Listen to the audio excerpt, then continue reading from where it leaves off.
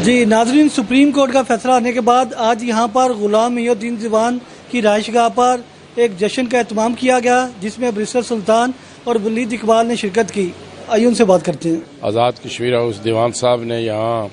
बहुत बड़ा जश्न रखा था, बहुत बड़ी आतिशबाजी हुई और सब लोगों ने बिल्कुल जो हमारे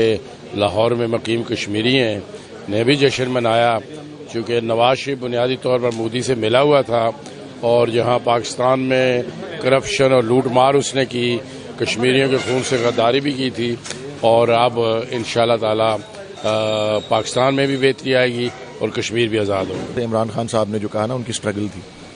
एक पहला कि रियासती निज़ाम ऐसा जो करप्शन से पाक और आज़ाद हो, और दूसरा कि ताकतवर और कमज़ोर की कानून की निगाहों में बराबर हो। वो आपने आज देखा और पिछले दिनों में भी देखा कि किस तरह से कानून से कोई बालातर नहीं था। हमारी अब आगे की प्लानिंग, एक तो अगले लाएमल का ऐलान इमरान खान साहब करने लगे हैं 2 दिन बाद इस्लामाबाद परेड ग्राउंड में यौम तशक्कर जो है इतवार को। यकीनन उसका 2018 के इलेक्शन से ही सिलसिला होगा कि तैयारी पूरी हो। हमें कुछ तहफ़्फ़ुज़ात हैं जिसका इमरान खान साहब जिक्र कर चुके हैं इलेक्शन कमीशन के बारे में, और कि जो उस वक्त जो बनी थी कमीशन जिसने 2013 के इलेक्शंस का जायज़ा लिया था, उसका कोई फैसला इस तरह का तो नहीं आया था जिस तरह हमने इस्तदा की हुई थी, लेकिन उन्होंने कहा था कि हम हक पे जानिब हैं उसका डिमांड करने में,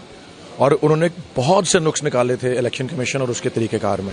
लेकिन किसी को उसका सद्देबाब अभी तक उन्होंने नहीं किया, कोई एड्रेस नहीं किए। तो हमें उसको भी मलहूज़े खातिर रखना है, तो इस पर भी हमारी निगाह होगी। देखें जी, अल्लाह करेगा ये फैसले दूररस नताइज होंगे इसके मुल्क के लिए। सच्ची बात तो ये है कि आज किसी ताकतवर को पहली मरतबा हमने देखा है कि इंसाफ के कटहरे में इंसाफ हुआ है, और अगर इसी तरह हमारी अदालतों ने आइंदा भी किया तो इंशाल्लाह यहाँ से करप्शन ख़त्म हो जाएगी, और जो नेक्स्ट भी आएगा बंदा उसको जुर्रत नहीं होगी कि वो